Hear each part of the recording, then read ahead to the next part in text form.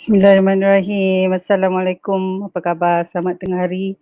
Alhamdulillah hari ini pun hari Jumaat lagi sekali. So time flies so fast. So alhamdulillah hari ini adalah hari Jumaat, hari penghulu hari. So apa khabar semua? Dah makan? Okay, so hari ini I nak kongsi tentang um, 8 kesan sampingan dan keburukan mengambil manjakani untuk wanita selepas bersalin. Okey. So bagi yang tak tahu, okeylah takkan nak cakap boleh Google kan. Tapi bagi yang tak tahu apa itu manjakani, so manjakani ni adalah sejenis herba yang banyak digunakan untuk tujuan mengembalikan keremajaan kepada ibu yang selepas dah bersalin lah. So selalu yang terjadinya sekejap ya, setting jap. Right. So apa yang terjadi ialah dia memang rawatan tradisional, tetapi cumanya uh, apa yang saya boleh kongsi ialah macam ni. Um, saya tahu banyak apa orang kata menggunakan periklanan untuk merapatkan saluran peranakan dan sebagainya. Tetapi saya adalah sejenis yang sentiasa percaya bahawa kita tak ada shortcut lah ya, tak ada jalan pintas untuk kita memastikan kesihatan yang unggul kepada saluran peranakan kita selain daripada menjaga makan, diet yang sihat dan juga healthy lifestyle. Okay, so janganlah kita fikir dengan mengambil manjakan ini saluran peranakan boleh rapat balik ke, boleh sempit balik ke dan sebagainya, kerana lifestyle kita juga berbeza. Okay, so kalau lifestyle tu tak jaga, so I think sama saja. So yang saya sangat particular, I think in general lah saya cakap, kalau boleh janganlah kita tak rajin sangat, okey. Sebab macam ni. So ada kaedah senaman yang terbaik untuk merapatkan saluran peranakan, dan itu is the best, the best method yang kita boleh buat. Tapi kita malas nak buat senaman dan kita fikir hanya dengan mengambil suplemen macam ni boleh membantu kita. So sebenarnya salah. Okey. So saya kongsi sekejap.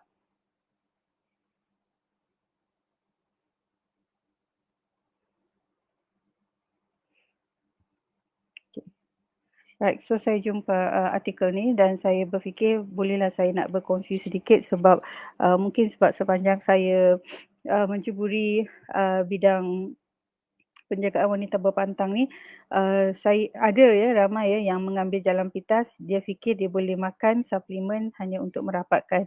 So sebenarnya badan wanita ni bila Allah dah design, kita memang mampu melahirkan anak beberapa kali pun, hatta 10 pun lah untuk seorang wanita. Memang Allah dah design kapasiti untuk wanita ini melahirkan anak, dan sekaligus dia juga dah design bahawa saluran peranakan memang akan kembali terkatup selepas melahirkan. Okey, dia akan saluran peranakan ni akan longgar ataupun berair adalah kerana ibu itu yang tidak pandai menjaganya, bukan sebab bersalin. Okey, so saya nak betul-betul apa orang kata uh, apa uh, persepsi tu kan, kita nak betulkan. Bukan sebab kita bersalin banyak kali itu saluran peranakan kita longgar. Sebenarnya adalah cara wanita itu menjaga akan menyebabkan saluran peranakan itu longgar. Okay, so dengan memakan manjakani, walaupun dia berupaya untuk merapatkan saluran peranakan, tapi dia bukan bersifat kekal. Okay, sebab dia bukan bersifat kekal.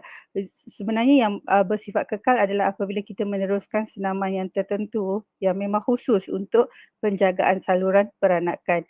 So percayalah kepada saya, ramai ibu memilih untuk bersalin secara pembedahan kerana takut saluran peranakan longgar. Sebenarnya tidak. Kawan saya pernah kongsikan analogi dia macam ni. Kalau nampak sampan lalu dekat sungai kan, so nampak alur air tu kan, dia akan membuka.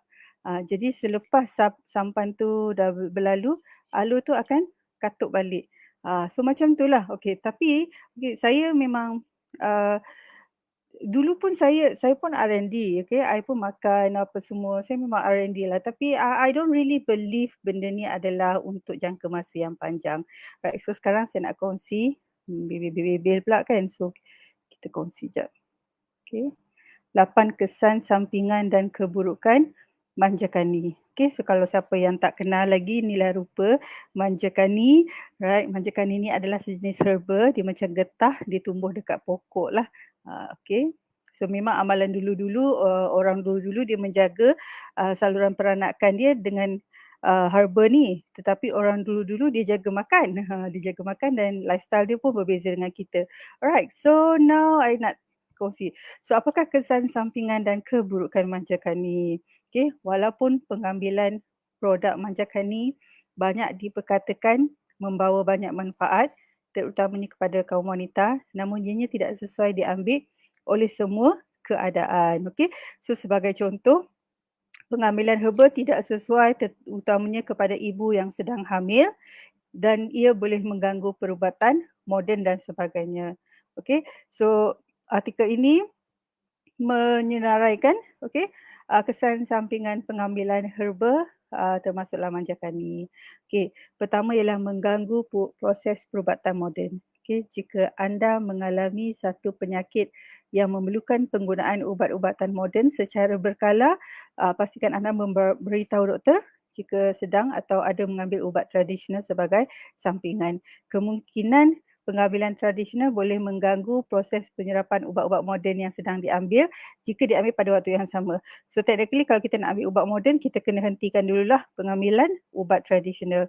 Anemia, okey, anemia ataupun rendah kurang sel darah merah, okey, penggunaan produk manjakani dalam dos yang tinggi dan berpanjangan mungkin merisikokan diri kita terhadap penyakit anemia ataupun kekurangan sel darah merah.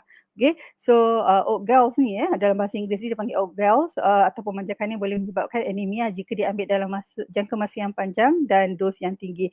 So technically bila kita bergaul dengan pakar-pakar herba dan sebagainya, kita pengambilan herba ni ada ketikanya dia perlu diberhentikan sekejap supaya badan kita tak terlalu biasa dengan dia dah. Okey, so kena adjust, badan kita kena adjust juga. Okey, yang ketiga ialah meroyan. So, ramai wanita yang tak sabar dia mengambil manjakani semasa di dalam tempoh berpantang lagi. So, risiko dia akan mengalami gejala meroyan. Kerana apa? Kerana okey, manjakani ni adalah satu herba yang digunakan untuk merapatkan saluran peranakan. Jadi sebelum dalam pantang, kita kalau boleh nak biar dulu semua darah-darah nifas tu keluar. Tetapi jika saluran ini diganggu kan, darah-darah ni pun tak boleh nak lawas keluar.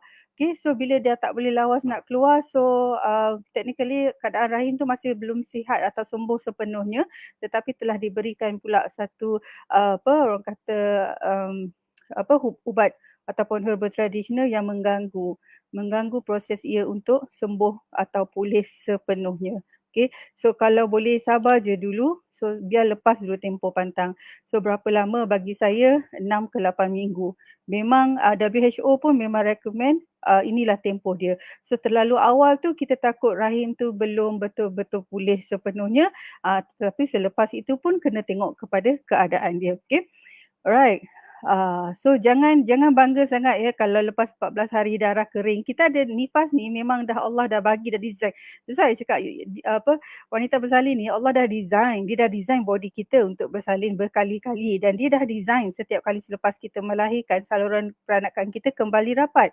Sebab ia adalah otot. Tetapi yang menjadikan dia longgar adalah kerana itu ibu yang tak beberapa prihatin untuk menjaganya dengan baik. Okey, so kalau darah nifas tu can go to tak silap saya 100 hari.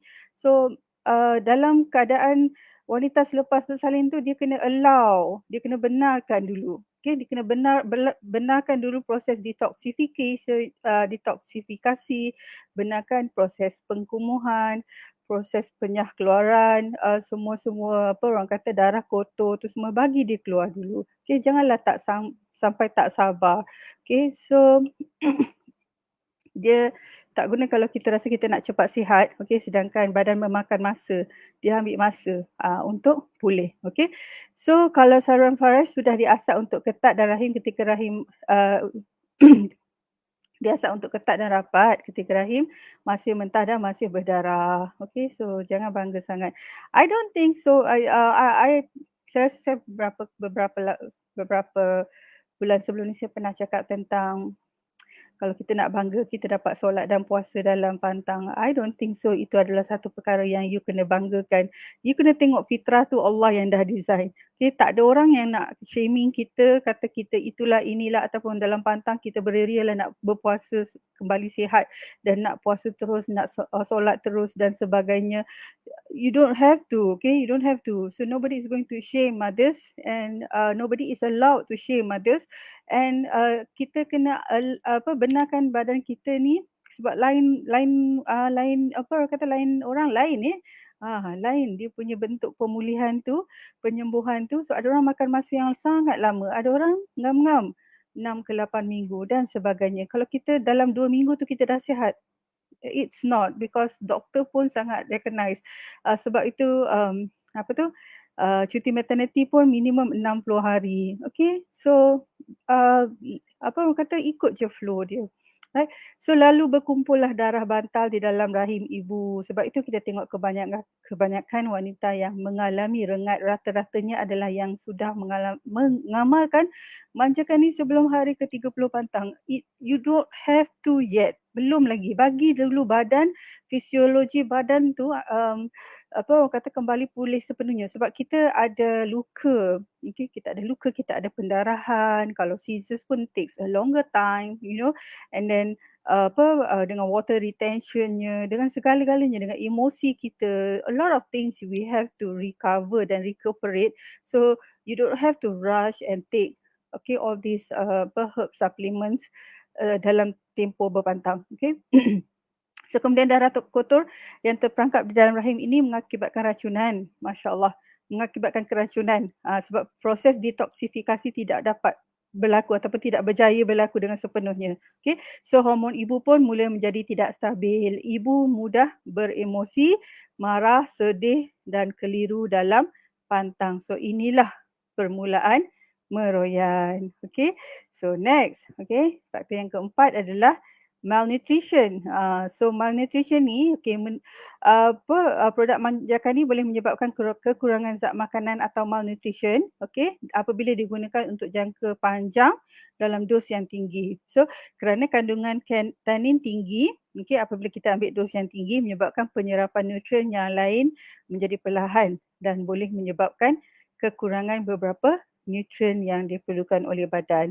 Sebab tu kita cakap allow dulu badan tu untuk pulih. Lepas tu baru kita fikir kita nak ambil supplements ataupun kita nak ambil herba-herba ataupun makanan tambahan yang lain. Okay. Kemudian yang kelima ialah sembelit. Ini memang masalah common yang paling common, yang paling general ialah kesan paling general adalah masalah sembelit. Okey, sebab dia macam ni tahu, herba tu tak salah tapi bila kita makan dan kita kurang ambil air, jadi kita akan menyebabkan berlaku masalah sembelit. Okey, so tell me about this because ramai wanita dia mengabaikan mengambil minum air putih, tapi yang herba-herba ni dia ambil tapi dia lupa untuk minum air secukupnya. Okey, so memang akan berlaku sembelit. Okay, next.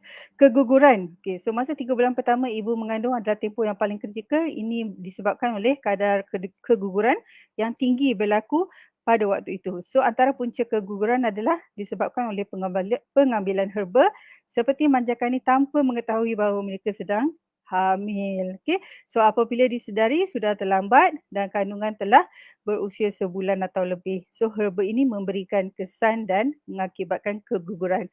So pengambilan herba dalam bentuk dos yang tinggi memang akan menjejaskan kesihatan.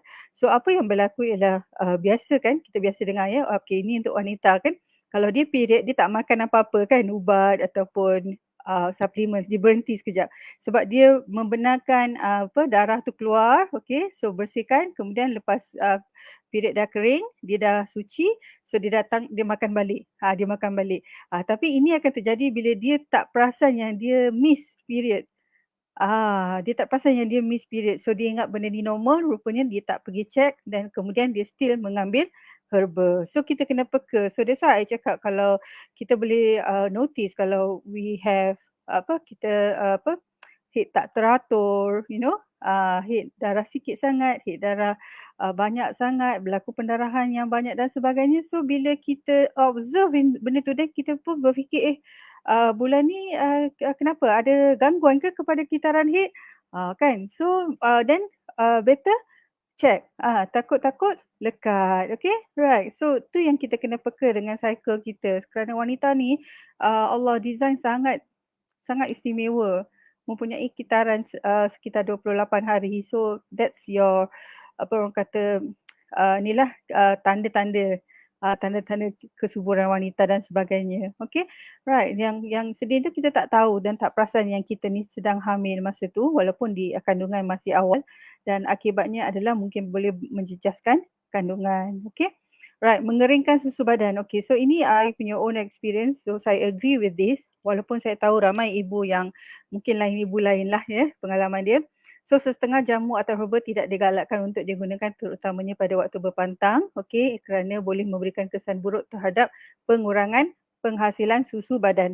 Ada baiknya pengambilan elakkan pengambilan manjakan ini ataupun apa-apa jenis herba semasa dalam fasa penyusuan. Dan saya sangat setuju dengan artikel ini sebab dia macam ni tau. Semua-semua herbal ni, herba-herba ni semua kita tahu berasal daripada tanah. Jadi dia mempunyai kandungan garam galian yang tinggi. Right? So the thing is, kita tak perasan bahawa dalam kandungan galian yang tinggi ni ada metals tau. So ada metals, kandungan unsur-unsur metals yang mungkin tidak diproses dengan baik apabila hendak dijadikan kapsul ataupun tablet dan sebagainya. So akhirnya dia akan menjejaskan penghasilan susu badan sebab apa yang kita makan tu akan excrete juga kepada susu. Okay, so kita akan tahu bila anak tu kembung, anak tu menangis, masuk angin, tak lena tidur dan sebagainya, dia meragam adalah kerana perut dia dalam tu ada herba-herba yang memang tak sesuai untuk dia pun. Ibu tu sepatutnya orang kata tangguhkan dulu pengambilan herba ni. Jangan ambil lagi semasa hendak menyusukan bayi. So kalau puan bercadang untuk 24 months, so we have to give the priority untuk penghasilan susu badan yang bebas daripada metals yang bayi tak boleh ambil, bayi tak boleh consume kerana usus bayi yang terlalu kecil dan sebagainya kan. Okay, so elakkan. Alright. Dan akhir sekali adalah kecacatan pada bayi. 3 bulan pertama merupakan fasa yang penting di mana pembentukan bayi berlaku pada waktu ini. So ibu yang merancang untuk hamil perlu mengelakkan daripada pengambilan sebarang herba termasuk manjakani. Okay. Walaupun ada yang mengatakan bahawa manjakani boleh membantu untuk hamil, perlu diingat bahawa manjakani adalah sejenis herba. Kemungkinan dalam masa menggunakan manjakani tanpa kita ketahui, kita telah pun mengandung. Seterusnya, herba ini berisiko besar mengganggu pembentukan bayi dan akan menyebabkan kecacatan pada bayi yang akan lahir nanti. So selain disebabkan bahan aktif dari herba itu sendiri, kecacatan ini juga disebabkan bahan kimia yang digunakan dalam proses penghasilan pil ataupun produk manjakani itu. Okey. So kesimpulannya walaupun diwawarkan produk ini mempunyai banyak manfaat kepada wanita, namun kita perlu juga berhati-hati dalam cara penggunaan dan pengambilan dos ini. So lebih afdal jika kita mendapatkan maklumat daripada pakar terlebih dahulu sebelum menggunakan produk ini. Okey, so inilah dia 8 kesan sampingan dan keburukan manjakani untuk saya kongsi enough untuk kita tahu maklumat ini dan boleh orang kata kita senang untuk membuat keputusan itu. Okey. So setakat kalau kita mengambil manjakani untuk memastikan saluran peranakan kita rapat adalah salah. Okey. So jangan malas buat exercise. Kita ada 2 exercise yang sangat-sangat bermanfaat untuk jangka masa panjang kepada wanita dan memastikan saluran peranakan tu sentiasa rapat, sempit dan ketat. Pertama ialah senaman Kegel, kedua ialah senaman squat ataupun cangkung tu. Okay, so nanti kita kongsi tentang ini, dan kalau puan-puan ada masa pun you can just Google about this.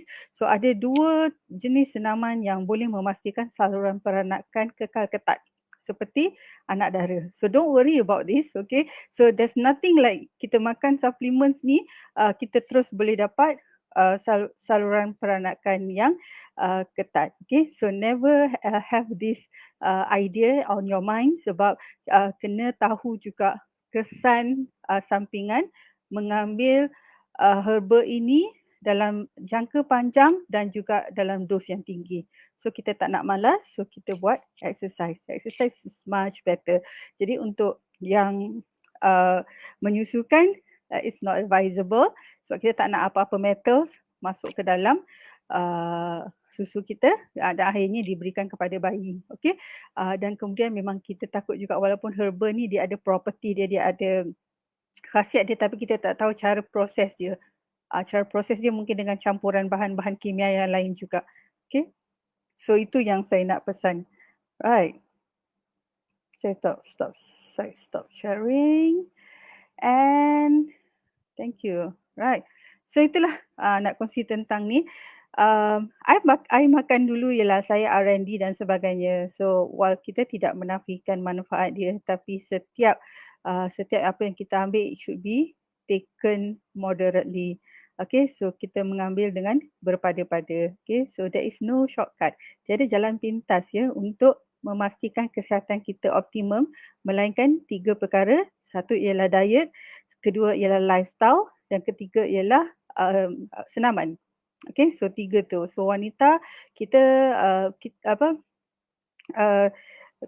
kita ada macam extra tanggungjawab, okay, sebab kita ada jaga bayi, kita jaga rumah tangga, kita jaga husband, kita jaga kerjaya kita, tetapi dia tidaklah kerana ini semua kita mengabaikan menjaga kesihatan kita.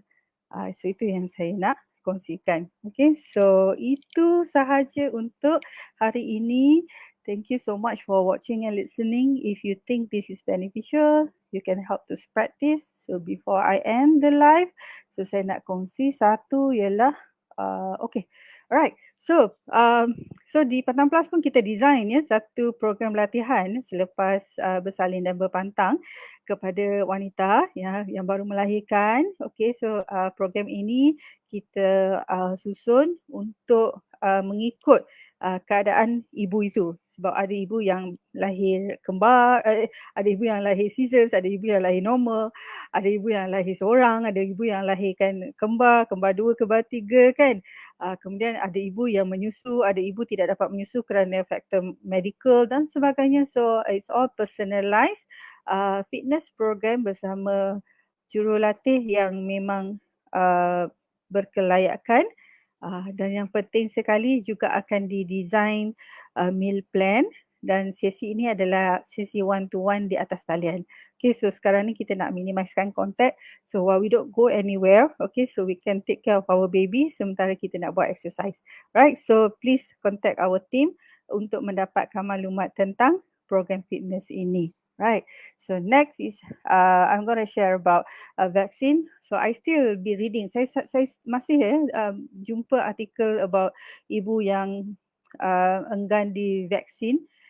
Sama macam yang hari tu pun, I think 2 hari lepas saya baca tentang anggota tentera yang dibuang kerja kerana kerana memilih untuk tidak vaksin. Okay, so while itu adalah keputusan masing-masing dan kita harus hormati. Okay, so kita kena tengok dari segi kemaslahatan sejagat. Right, so kita ada dengar banyak ibu yang hamil dan positif COVID akan ditidurkan dan akan lakukan pembedahan untuk melahirkan anak. Jadi anak tu kadang memang dilahirkan tak pramatang.